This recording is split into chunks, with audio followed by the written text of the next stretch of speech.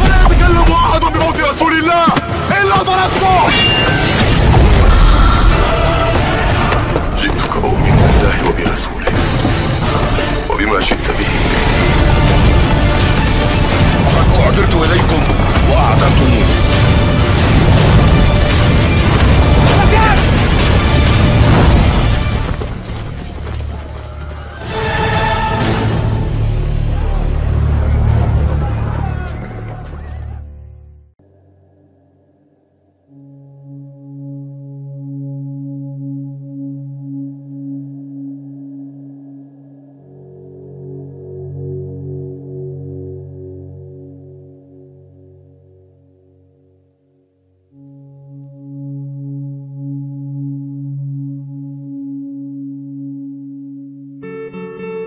Di tengah gurun pasir yang tak berujung, di bawah langit yang semakin redup dan zaman yang semakin tua, tersembunyi sebuah ramalan yang mengguncang hati orang-orang beriman.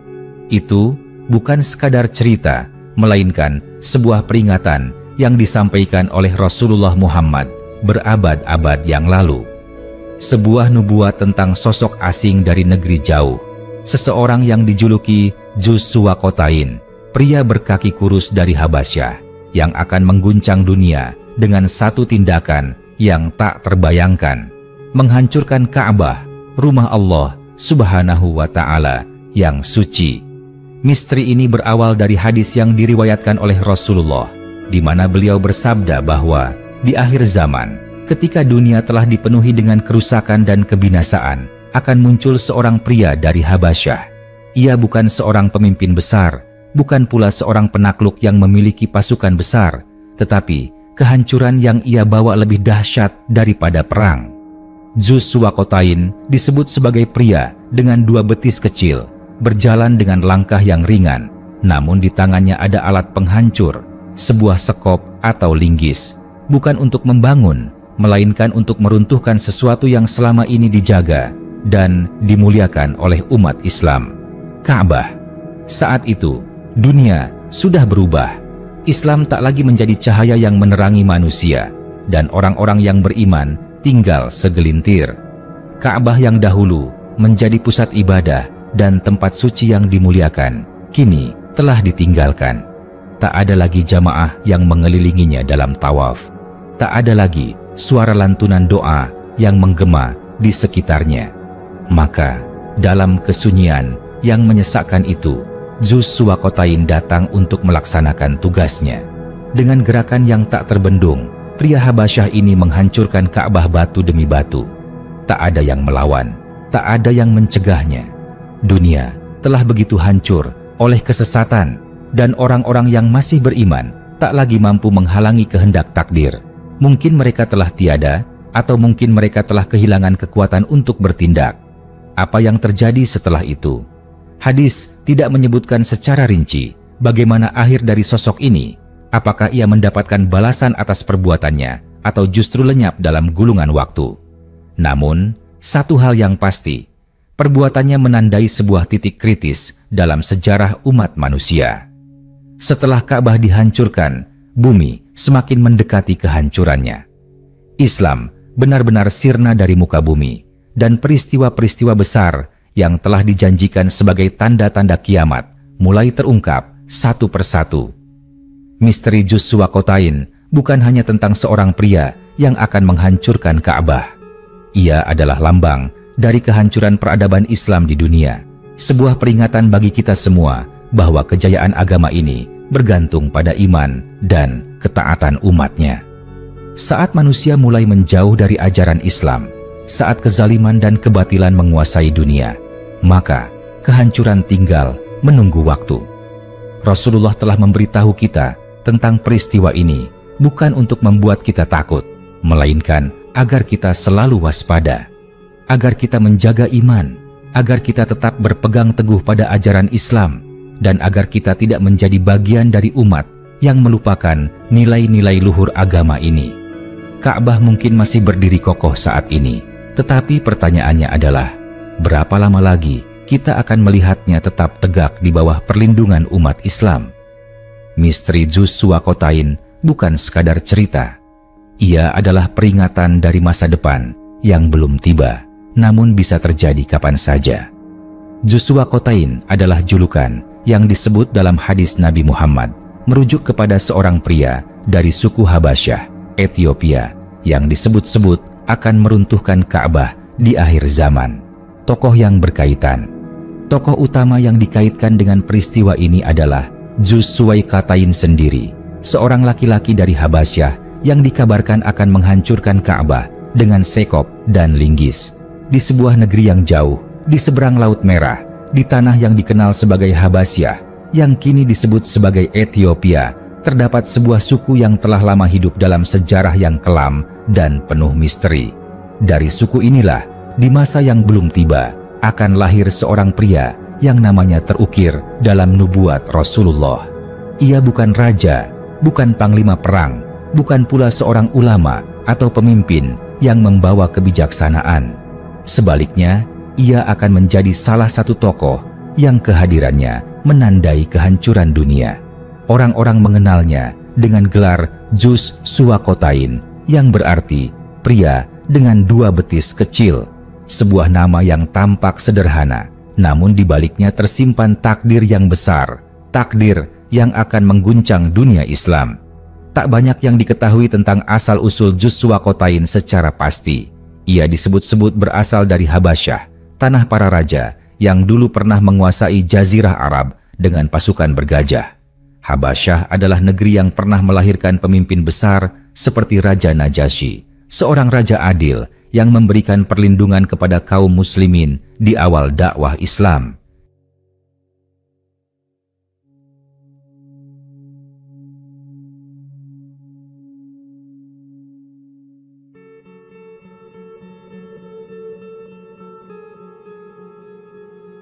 Namun, dari tanah yang sama pula, di suatu masa yang belum kita ketahui, akan lahir sosok yang menjadi bagian dari peristiwa besar di akhir zaman. Apakah ia keturunan dari para raja Habasyah? Ataukah ia berasal dari garis keturunan yang lebih sederhana? Tak ada yang tahu pasti. Yang jelas, dia bukanlah pria biasa. Dia bukan orang yang tanpa tujuan, karena takdirnya telah tertulis jauh sebelum ia lahir. Dari suku mana tepatnya dia berasal? Tidak disebutkan dalam hadis secara spesifik. Namun, yang pasti, ia adalah bagian dari orang-orang Habasyah, bangsa yang dikenal kuat, berkulit gelap, dan memiliki sejarah panjang dalam dunia Islam.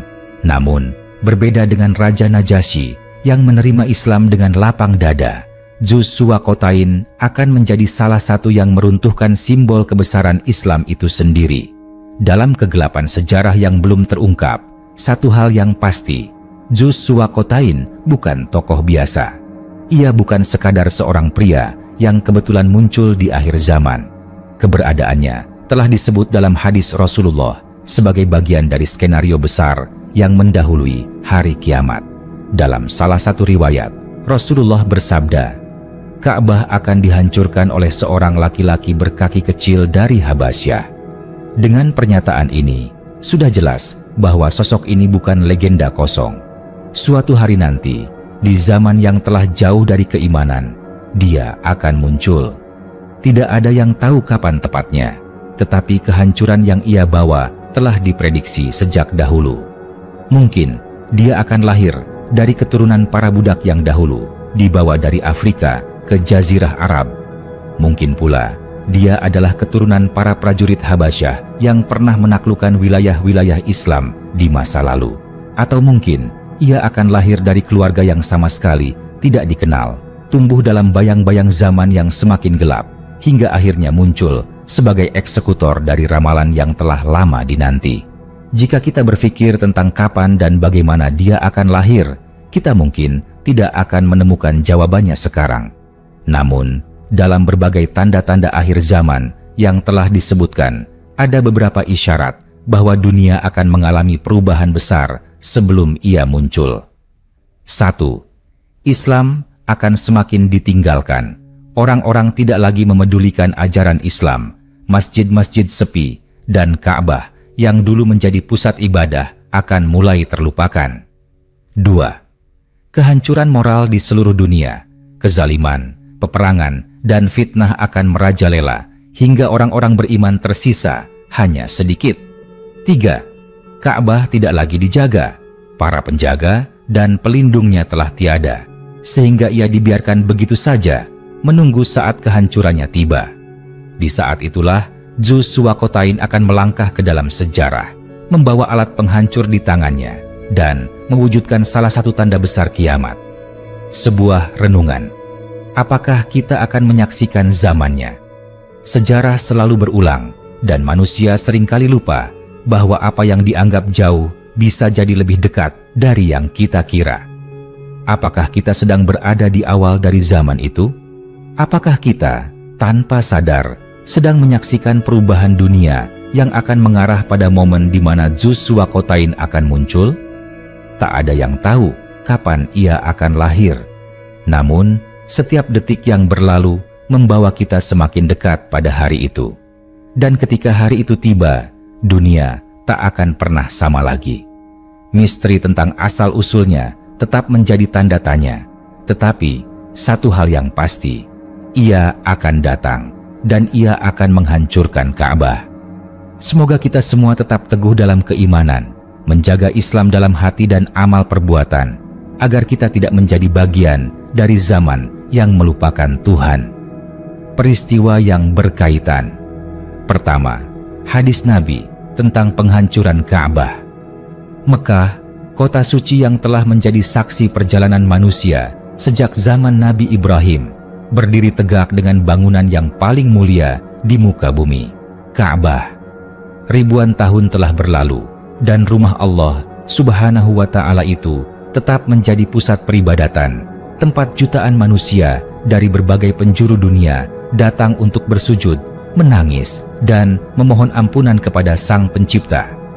Namun, di balik kemegahan dan keagungan Ka'bah tersembunyi sebuah nubuat yang mengejutkan. Rasulullah Muhammad, sang pembawa risalah terakhir, pernah bersabda tentang suatu masa di mana Ka'bah akan dihancurkan. Itu bukanlah perkataan kosong, melainkan peringatan dari wahyu ilahi tentang apa yang akan terjadi di penghujung kehidupan dunia ini. Pada suatu malam yang hening di Madinah, para sahabat duduk mengelilingi Rasulullah. Mereka mendengarkan setiap kata yang keluar dari lisan beliau dengan penuh perhatian. Wajah mereka dipenuhi ketenangan, tetapi di balik itu ada kegelisahan, karena mereka tahu setiap perkataan Nabi bukanlah sekadar ucapan biasa, melainkan kebenaran yang pasti terjadi. Tiba-tiba, Rasulullah menghela napas dan menatap mereka dengan pandangan yang dalam. Dengan suara yang tenang namun penuh makna, beliau bersabda, Ka'bah akan dihancurkan oleh seorang laki-laki berkaki kecil dari Habasyah. Ia akan merobohkannya batu demi batu.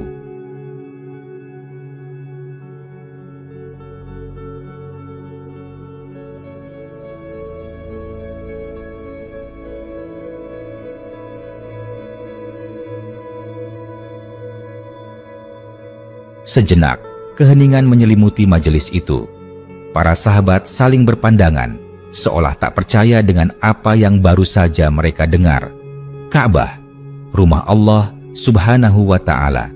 Bagaimana mungkin rumah suci yang begitu mulia bisa dihancurkan? Rasulullah melanjutkan menceritakan tentang seorang pria dari Habasyah, Dzu Suwakotain, yang di masa depan akan datang dengan alat penghancur di tangannya. Ia tidak membawa pasukan besar, tidak datang sebagai seorang penakluk, tetapi tugasnya adalah satu, meruntuhkan Ka'bah, batu demi batu, hingga tak tersisa. Waktu terus berlalu, abad demi abad. Ka'bah tetap berdiri kokoh, bahkan mengalami beberapa renovasi dari para khalifah Islam. Namun, umat Islam yang dahulu kuat dan bersatu, perlahan mulai terpecah. Fitnah demi fitnah muncul, hingga dunia Islam mulai melemah. Kemudian, zaman itu pun tiba. Di era yang penuh dengan kehancuran dan kebobrokan moral, Islam bukan lagi seperti yang dahulu. Manusia telah berpaling dari ajaran agama dan masjid-masjid sepi dari jamaah. Ka'bah yang dahulu menjadi tempat jutaan orang bertawaf setiap tahunnya, kini mulai terlupakan. Kota Mekah tidak lagi semeriah dulu, dan suara adzan yang dahulu menggema kini terdengar sayup-sayup di antara hiruk-pikuk dunia yang semakin hampa dari keimanan. Lalu, dalam kesunyian yang mengerikan itu, seorang pria dari Habasyah muncul. Ia adalah Juz Suwakotain, pria berkaki kecil yang telah lama dinubuatkan oleh Nabi Muhammad. Dengan langkah mantap, ia mendekati Ka'bah, membawa alat penghancur di tangannya. Tak ada yang menghalanginya, tak ada yang mencoba melawan.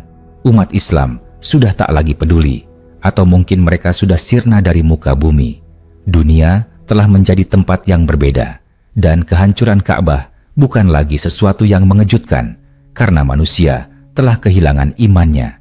Batu demi batu, Ka'bah diruntuhkan. Bangunan suci yang dulu menjadi kiblat umat Islam di seluruh dunia kini hanya menjadi tumpukan puing.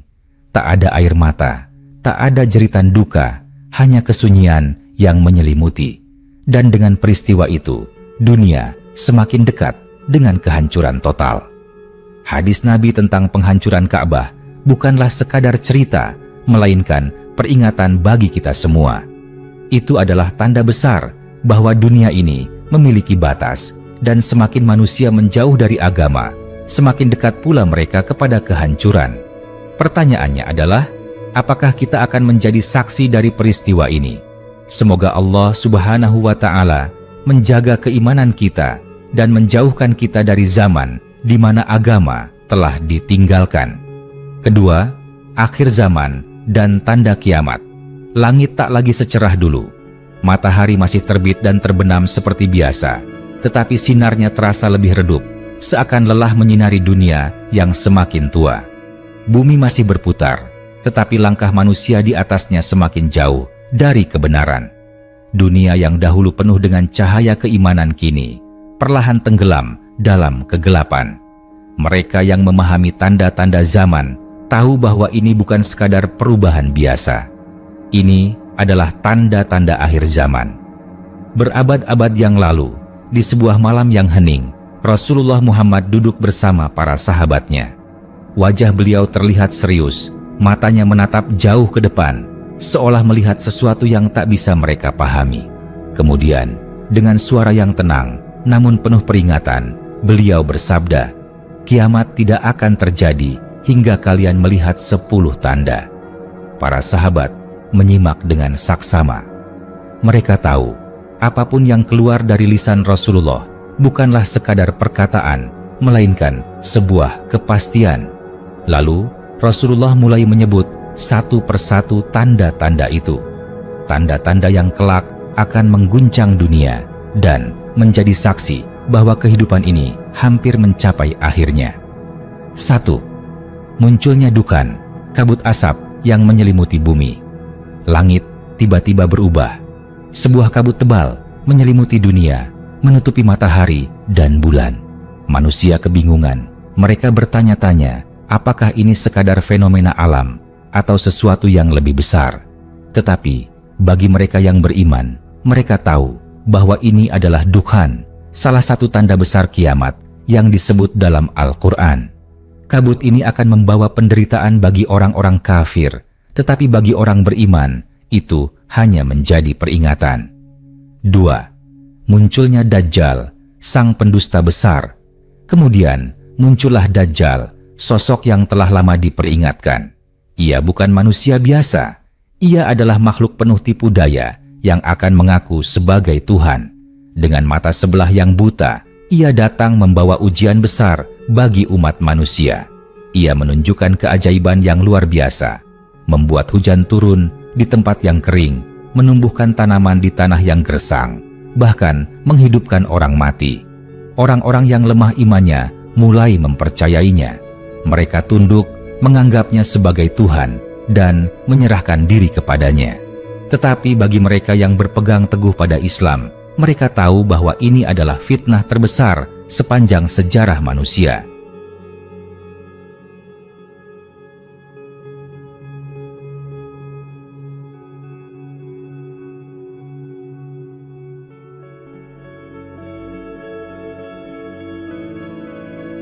Tiga, turunnya Nabi Isa untuk membunuh Dajjal. Di saat dunia hampir jatuh ke dalam kegelapan abadi, langit tiba-tiba terbuka. Di atas sana, seorang pria turun dengan jubah putih, wajahnya berseri-seri, dan kedua tangannya bertumpu di sayap dua malaikat.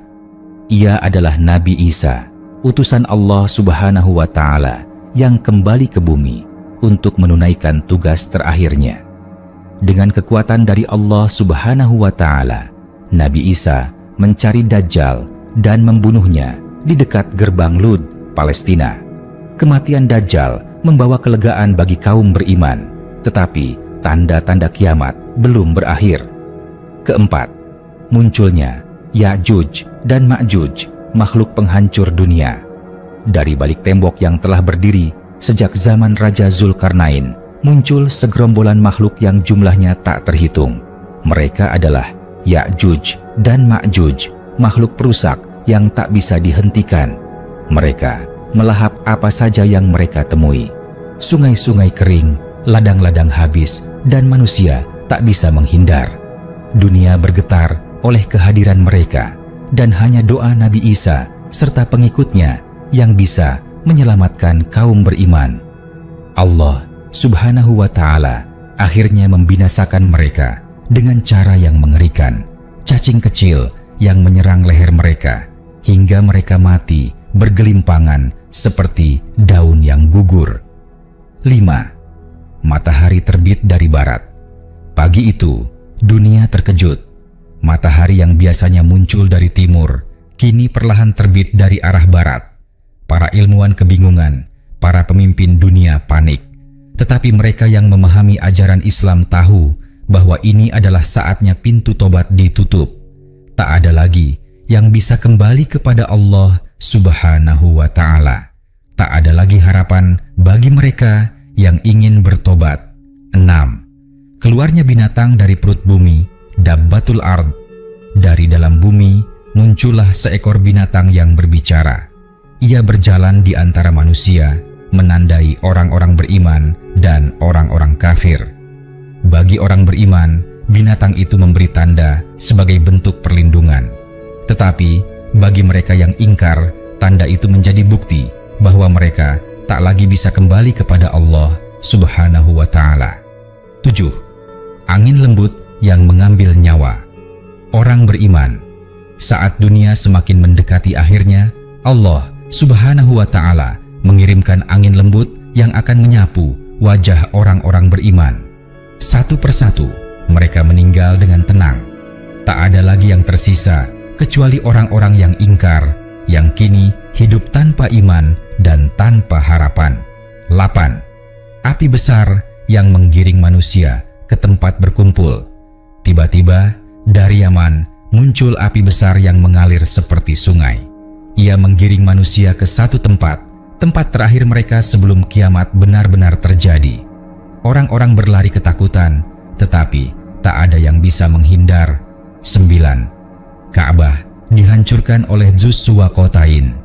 Di tengah kekacauan itu, seorang pria dari Habasyah, Dzuz Suwakotain, datang dengan sekop dan linggis di tangannya. Ia menghancurkan Ka'bah, batu demi batu, hingga tak tersisa. Tempat suci yang dahulu menjadi pusat peribadatan kini hanya menjadi puing-puing yang berserakan. 10. Tiupan sangkakala, awal dari kiamat besar. Dan akhirnya Israfil meniup sangkakala. Suara itu mengguncang seluruh alam semesta. Gunung-gunung runtuh, lautan meluap, langit terbelah, dan semua makhluk hidup musnah dalam sekejap. Dunia yang telah ada sejak zaman Nabi Adam kini telah mencapai akhirnya. Kiamat telah tiba. Renungan, sudah seberapa siap kita? Tanda-tanda kiamat bukan sekadar cerita. Itu adalah kepastian yang akan terjadi, entah dalam waktu dekat atau jauh. Pertanyaannya adalah, apakah kita siap? Apakah kita masih tenggelam dalam dunia? Ataukah kita sudah mulai mempersiapkan diri untuk menghadapi hari yang dijanjikan itu? Karena pada akhirnya, dunia ini hanyalah tempat persinggahan. Dan kiamat bukanlah akhir dari segalanya, melainkan awal dari kehidupan yang sesungguhnya. Semoga kita semua termasuk dalam golongan yang diselamatkan. Ketiga, kondisi Ka'bah.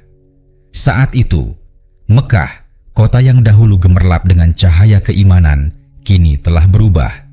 Ka'bah yang pernah menjadi pusat peradaban Islam, tempat di mana jutaan umat manusia datang untuk beribadah, kini berdiri dalam kesunyian yang menyayat hati. Tak ada lagi lautan manusia yang bertawaf mengelilinginya. Tak ada lagi suara lantunan talbiyah yang menggema di udara. Yang tersisa hanyalah bangunan tua yang mulai rapuh, menunggu saatnya untuk lenyap dari muka bumi. Itulah gambaran Ka'bah di akhir zaman, masa di mana Islam telah ditinggalkan dan manusia tak lagi memedulikan rumah Allah Subhanahu wa Ta'ala yang suci. Zaman dahulu, ketika Islam masih berjaya, Ka'bah adalah pusat kehidupan. Setiap tahun, jutaan manusia dari seluruh penjuru dunia datang untuk berhaji, memenuhi panggilan Allah Subhanahu wa Ta'ala. Mereka menangis di hadapan Hajar Aswad, berdoa di Hijr Ismail, dan berlomba-lomba mencium batu suci yang pernah disentuh Nabi Ibrahim. Pada bulan Ramadan, suara bacaan Al-Quran berkumandang di setiap sudut Masjidil Haram.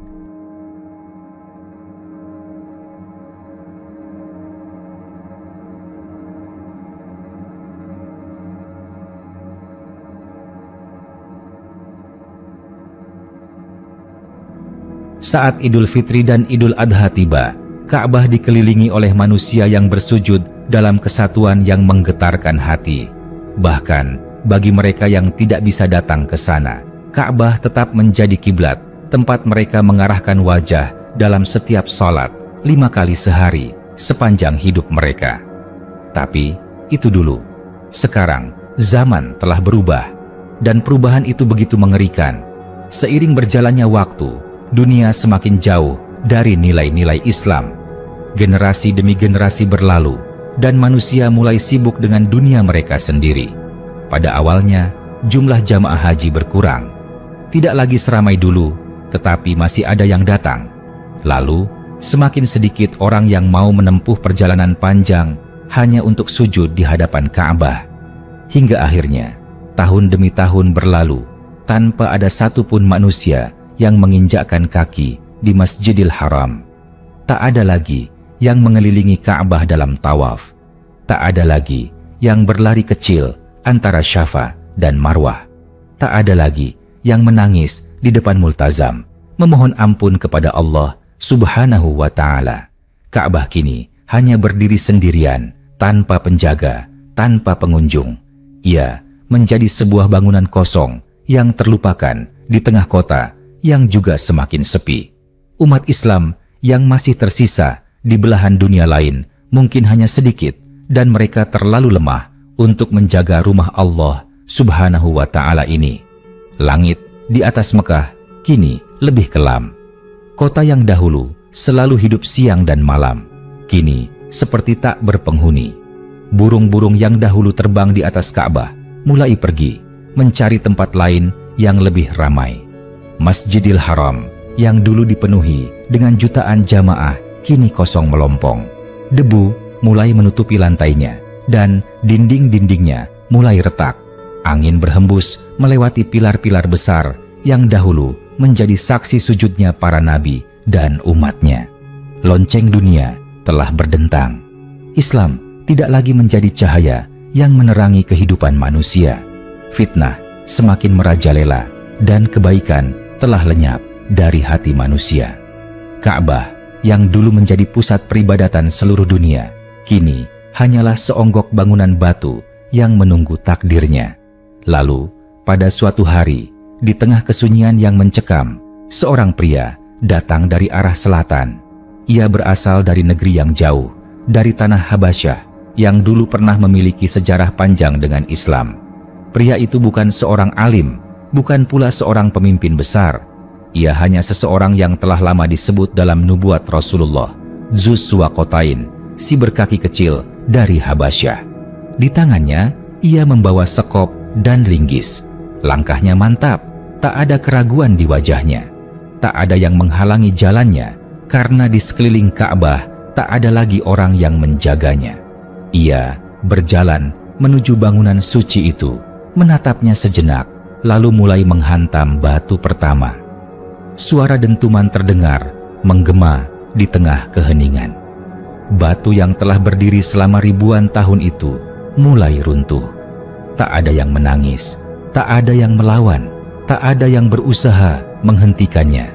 Dzus Suwakotain terus bekerja, meruntuhkan Ka'bah batu demi batu, hingga tak tersisa satu pun yang berdiri. Rumah Allah Subhanahu wa Ta'ala yang suci kini telah musnah. Dan dengan kejadian itu, tanda besar kiamat semakin dekat. Ka'bah adalah simbol keimanan, tetapi tanpa manusia yang beriman, ia hanyalah sebuah bangunan batu. Dunia yang semakin jauh dari Islam akan membawa kita pada kenyataan di mana Ka'bah tak lagi dipedulikan, di mana generasi yang seharusnya menjaga rumah Allah Subhanahu wa Ta'ala malah melupakannya. Apakah kita sedang berjalan menuju zaman itu?